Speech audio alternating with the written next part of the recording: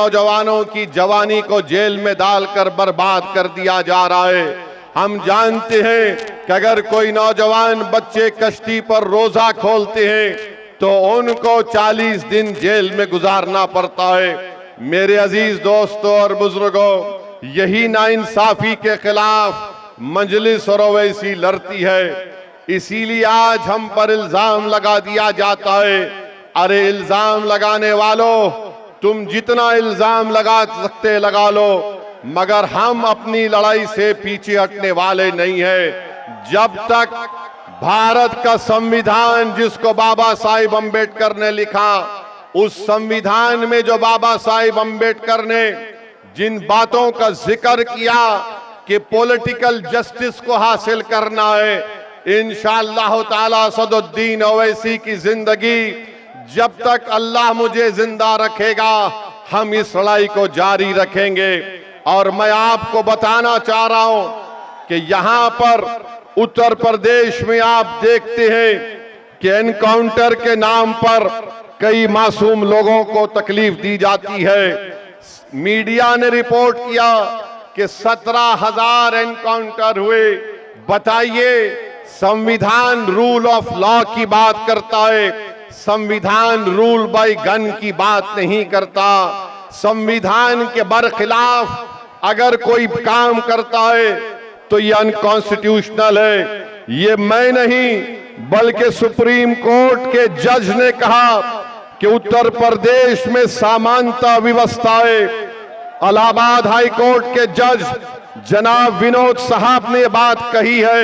19 मार्च को मंसूर अहमद को पकड़ लिया गया, पुलिस कस्टडी में रखकर जुल्म किया गया, एनएसए लगा दिया गया। इलाहाबाद हाई कोर्ट ने फैसला दिया कि मंसूर अहमद को 2 लाख रुपए पुलिस के उस ओहदेदार को देना पड़ेगा। उत्तर प्रदेश के मुख्यमंत्री को मैं थोड़ा बताना चाह रहा हूं कि वो बार बार हर चीज में कहते हैं कि माता है। उत्तर प्रदेश के मुख्यमंत्री, मैं आपको बताना चाह रहा हूं, शायद आप पढ़ना लिखना नहीं जानते हैं।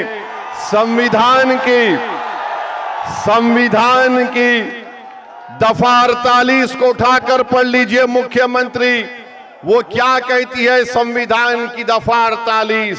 राष्ट्रीय कामधेनु आयोग, राष्ट्रीय गोकुल मिशन क्या है? अगर ये सब है तो फिर अगर आप जो बात कह रहे हैं तो क्या बीजेपी के लोग जो सत्ता में वो इंसान नहीं है, क्या बायोलॉजिकल है? मेरे अजीज दोस्तों और बुजुर्गों, जो मुस्लिम अक़लियत को निशाना बनाते हैं, मैं उनसे पूछना चाह रहा हूं, क्या उत्तर प्रदेश पूरे भारत का सबसे बड़ा बीफ का एक्सपोर्टर नहीं बन गया? 40 से 60% बीफ का एक्सपोर्ट उत्तर प्रदेश से होता है और मुख्यमंत्री इस पर खामोश हो जाते हैं। मैं आपको बताते हुए तकलीफ महसूस करता हूं कि संभल में मुस्तफा कादरी मस्जिद को गवर्नमेंट की जमीन कहकर शहीद कर दिया गया और वहीं पर वाराणसी में अजगैब शाहिद मस्जिद को शहीद कर दिया गया रेलवे लाइन कहकर। और उत्तर प्रदेश में संभल की मस्जिद को जब तोड़ दिया गया तो मस्जिद से पुलिस ने बताया कि वहां से पोस्टर निकले जिस पर लिखा हुआ था आई लव मोहम्मद। मैं बताना चाह रहा हूं कि दुनिया के जितने मुसलमान हैं उन तमाम का ईमान यह है कि हम मोहम्मद सल्लल्लाहु अलैहि वसल्लम से मोहब्बत करने वाले हैं। हमारा ईमान ही मुकम्मल नहीं होता जब तक हम मोहम्मद सल्लल्लाहु अलैहि वसल्लम से मोहब्बत नहीं करते हैं। अगर कोई उत्तर प्रदेश की सरकार ये समझ रही है कि पोस्टर दिखाकर आई लव मोहम्मद के दिखाकर आप उत्तर प्रदेश या भारत के मुसलमानों से मोहम्मद सल्लल्लाहु अलैहि वसल्लम की मोहब्बत को कम कर सकते, हम मर जाएंगे मगर हमारे मरते वक्त भी हमारी जबान पर होगा अशहदु अल्ला इलाहा इल्लल्लाह व अशहदु अन्ना मुहम्मद रसूल अल्लाह। अरे पोस्टर दिखाने से मोहब्बत कम नहीं होगी। तुमने हम पर एक बहुत बड़ा एहसान कर दिया। जिन पुलिस के ओहदेदारों ने मोहम्मद आई लव मोहम्मद का पोस्टर दिखा दिया, हम पुकार कर कहेंगे कि अल्लाह तू गवाह और शाहिद रहना कि हमारे तेरे घर से हमने तेरे हबीब मोहम्मद सल्लल्लाहु अलैहि वसल्लम के मोहब्बत का जिक्र किया। अरे क्या करना चाहते हो तुम लोग? भारत के संविधान में आर्टिकल 25 है, फ्रीडम ऑफ रिलीजन है, मुझे अपने मजहब पर चलने की आजादी है। और शेख मुजद्दिद अल फैतानी रहमतुल्लाह अलैह ने कहा था कि मैं मुसलमान इसलिए हूं क्योंकि मोहम्मद रसूलुल्लाह सल्लल्लाहु अलैहि वसल्लम ने मुझे इस्लाम सिखाया। तो ये जुल्म हो रहा है मेरे अजीज दोस्तों और बुजुर्गों, मेरे अजीज दोस्तों और बुजुर्गों। फिर आप जानते हैं कि आए दिन कई ना कई वाकयात होते हैं। मैंने 2 दिन पहले उत्तर प्रदेश के मुख्यमंत्री का एक वीडियो देखा जिसमें उत्तर प्रदेश के मुख्यमंत्री ने कहा कि बेटी सबकी होती है, चाहे किसी समाजवादी पार्टी के नेता की क्यों ना हो। हम उत्तर प्रदेश के मुख्यमंत्री से कहना चाह रहे हैं, अगर समाजवादी पार्टी के नेता की बेटी को आप बेटी समझते हैं तो मुजफ्फरनगर कांड में ऐसे कई मुस्लिम महिलाओं की रेप हुआ था, अस्मत रेजी हुई थी, बलात्कार हुआ था। क्या उत्तर प्रदेश के मुख्यमंत्री उन 6 मुस्लिम महिलाओं को जिनको अभी तक इंसाफ नहीं मिला, क्या उनको अपनी बेटी समझकर वो उनको इंसाफ दिलाएंगे? इसका जवाब उत्तर प्रदेश के मुख्यमंत्री को देना पड़ेगा। और फिर मैनपुरी में मई की 20 तारीख को वारिस अली को कत्ल कर दिया गया। वारिस अली की बेटी स्वाहलिदा उत्तर प्रदेश के मुख्यमंत्री से कह रही है कि मुझसे इंसाफ करो। देखना यह है कि क्या उत्तर प्रदेश के मुख्यमंत्री इंसाफ करेंगे या नहीं करेंगे। मेरे अजीज दोस्तों और बुजुर्गों, मुझ पर इल्जाम लगा दिया जाता है। आज हम आपकी इस मुबारक सरजमीन को आ रहे थे, ये बहादुरों की सरजमीन है बहरेच और मटेरा। तो ये समाजवादी पार्टी के लोग ये कहना शुरू कर दिए कि असदुद्दीन ओवैसी आएगा तो भाजपा को फायदा होगा। बताओ अखिलेश यादव, बिहार में तुमने अपने 5 सांसद को भिजाया था कि ओवैसी ना जीत पाए। तुम्हारे 5 सांसद सीमांचल किशनगंज में आकर 15 दिन बैठ गए, रोज मीडिया से बात करते, रोज गांव-गांव जाकर जनता को बताते, मगर नतीजा क्या निकला? जिन 4 विधायक को अखिलेश यादव के भाई तेजस्वी यादव ने मंदलिस से तोड़ लिया था, सीमांचल की जनता को लाखों सलाम। उन्होंने अखिलेश यादव की इस नापाक मंसूबे को नाकाम कर दिया और मंदलिस के 5 विधायक को दोबारा कामयाब कर दिया। हम यहां पर आ रहे हैं और फिर शुरू हो गए बी टीम है। अरे सुन लो समाजवादी पार्टी के तमाम जिम्मेदारों, बताओ बंगाल को तुम गए थे अखिलेश दीदी की मदद करने के लिए और वहां पर लाइन लगाकर बीजेपी में शामिल हो रहे, तो क्या मैं आयतल कुर्सी पढ़कर उन पर फूका था कि तुम जाओ बीजेपी में? बेशर्मी की हद कर दिए। अरे कल तक जो कहते थे कि दिल में मदीना आंख में काबा, और बाबा बंगाल जाकर बोले कि बंगाल को काबा की जमीन नहीं बनने देंगे। अब बाबा के साथ बैठकर जिसने कहा था कि दिल में मदीना आंख में काबा, दोनों बैठकर चाय पी रहे हैं, दोनों बैठकर चाय पी रहे हैं। और गाली किसको दे रहे ओवैसी को? अरे मैं जानता था ये तमाम के तमाम कठपुतलियां हैं बीजेपी आरएसएस के। एक हवा के झोंके में तमाम के तमाम ने सर झुका दिया और बीजेपी में चले गए। अरे तुमने हमारे विधायक को तोड़ा, बिहार में हम दोबारा जीत कर आए। मैं उत्तर प्रदेश की जनता से अपील कर रहा हूं, बहरेच और मटेरा की जनता से अपील कर रहा हूं, आप मजलिस का साथ दीजिए हम मर जाना पसंद करेंगे मगर अपने ईमान को और आपकी मोहब्बत का सौदा नहीं करेंगे फिरका परस्त आरएसएस की ताकतों के सामने।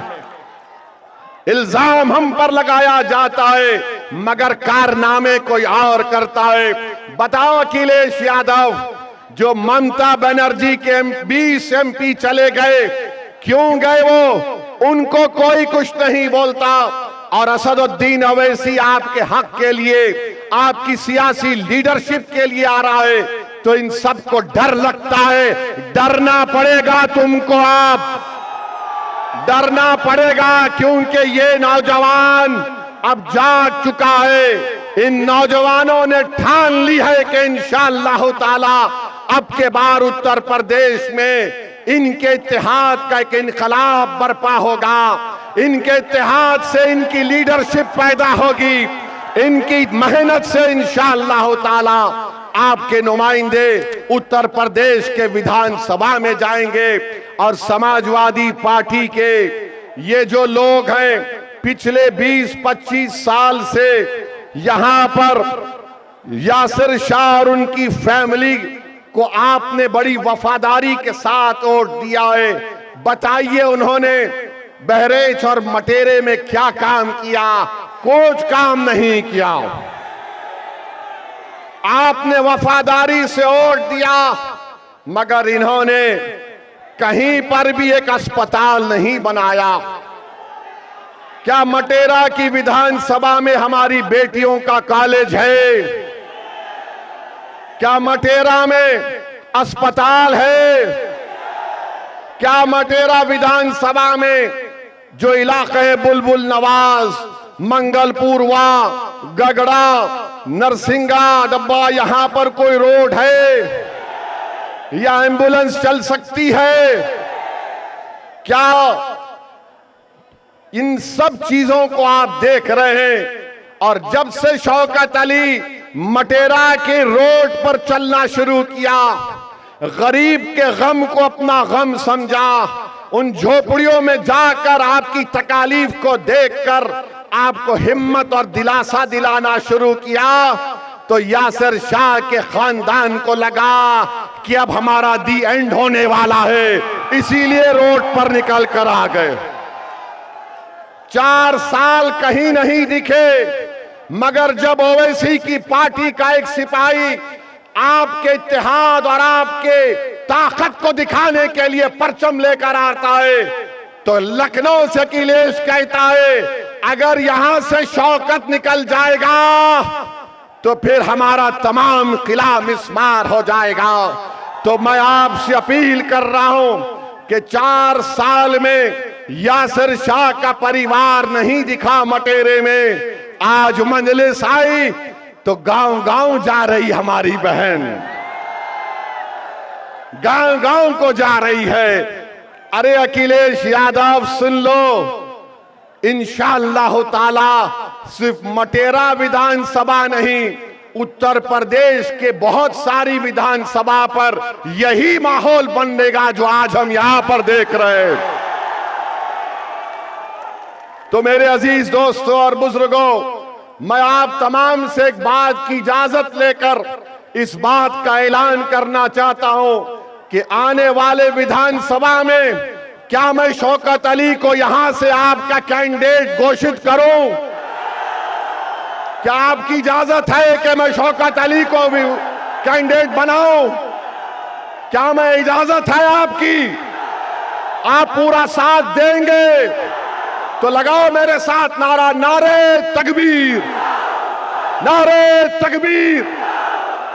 आप तमाम की इजाजत की बुनियाद पर मैं जनाब शौकत अली को मटेरा विधानसभा पे के लिए मंजलिस का उम्मीदवार का ऐलान करता हूं। अल्लाह उनको कामयाब और कामरान करे, अल्लाह उनको कामयाब और कामरान करे। और आपकी आवाज बनकर शौकत जाएगा, जब आप पुकारेंगे खादिम के तौर पर आएगा। यासिर शाह में गुरूर और तकब्बुर है। यासिर शाह ये समझता है कि मालिक है, मालिक तुम हो, शौकत तुम्हारा खादिम रहेगा इंशाअल्लाह ताला। मालिक का दौर नहीं चलेगा, अब खादिम की खिदमत चलेगी इंशाअल्लाह ताला। तो मेरे अजीज दोस्तों और बुजुर्गों, अगर मैं भारत के प्रधानमंत्री को कुछ ना बोलूं तो बाबा भी नाराज हो जाएंगे, अखिलेश भी नाराज हो जाएंगे। मैं इन दोनों को नाराज नहीं करना चाहता हूं। हम भारत के प्रधानमंत्री कहते हैं कि भारत विश्व गुरु बन गया, तो हम उनसे पूछना चाहते हैं कि आज ईरान और ओमान के दरमियान में समंदर पर हमारे कश्ती पर भारत के नागरिक पर जालिम डोनाल्ड ट्रंप ने मिसाइल दागकर हमारे 3 भारतीयों को जान से उनकी जान ले ली, उनको मार दिया। भारत के प्रधानमंत्री, आपकी जबान पर डोनाल्ड ट्रंप का नाम क्यों नहीं आता, बताओ। 3 भारत के नागरिक मारे गए और हम डोनाल्ड ट्रंप ने जो हरकत की, मिसाइल मारकर हमारे 3 भारत के नागरिक को मार दिया, उसके नरेंद्र मोदी उसकी मजम्मत नहीं करते हैं। अरे एनकाउंटर करो, मारो मुल्ला को, दाढ़ी पकड़कर मारते हैं, घर में घुसते हैं, मदरसों को तोड़ते हैं। अरे तुम कैसे बहादुर हो, तुम तो बुज़दिल हो, बुज़दिल हो। 3 भारत के नागरिक मारे गए और 133 करोड़ जनता का प्रधानमंत्री उसका कंडेम तक नहीं कर सकता। और अफसोस की बात यह है कि एक हमारे सीफेरर की लाश 2 दिन से वहां पर रखी हुई है। उस कश्ती का कैप्टन वीडियो बनाकर हम तमाम से अपील कर रहा है कि बताओ इस देश के प्रधानमंत्री को इसकी लाश कम से कम उसके घर को पहुंचा दो, इसके घर को पहुंचा दो। बताओ मेरे अजीज दोस्तों और बुजुर्गों, सिर्फ ताकत आजमाते हैं मजलूमों पर, कमजोरों पर, मगर ट्रंप क्या तुम्हारे पप्पा है? एक जालिम है वो। ट्रंप पर कुछ नहीं बोला जाता। ऐसा लगता है कि मोदी जी से जब बोलेंगे अरे ट्रंप को बोलो, ट्रंप ही और नेतन्याहू ने मिलकर इस जंग का आगाज किया है। मेरे अजीज दोस्तों और बुजुर्गों, बहरहाल आप देख रहे हैं कि नरेंद्र मोदी के प्रधानमंत्री को बनकर 12 साल हो चुके हैं। कीमती आसमानों को छू रही हैं, गरीबों के गैस के सिलेंडर कम कर दिए गए, आज हम कर्जों में डूब रहे हैं। बहरहाल मेरे अजीज दोस्तों और बुजुर्गों, मैं यही चंद बातें आपके पास रखने के लिए आया हूं और इंशाअल्लाह ताला आता रहूंगा।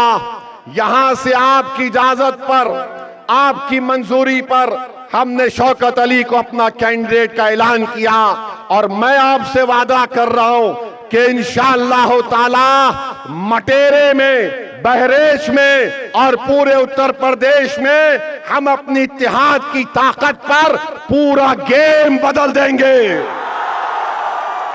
पूरा गेम बदल देंगे इंशाअल्लाह ताला।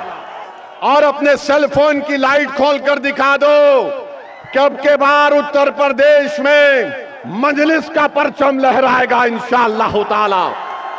पूरी सेल फोन की लाइट खोलकर बता दो, सारे उत्तर प्रदेश और भारत को मालूम हो जाए कि बुलडोजर से नहीं डरने वाले, एनकाउंटर से नहीं डरने वाले, आई लव मोहम्मद बोलने से नहीं डरने वाले हम तमाम हैं। नारे तकबीर। अस्सलाम वालेकुम व रहमतुल्लाहि व बरकातहू। आराम से अपने घर को जाइए।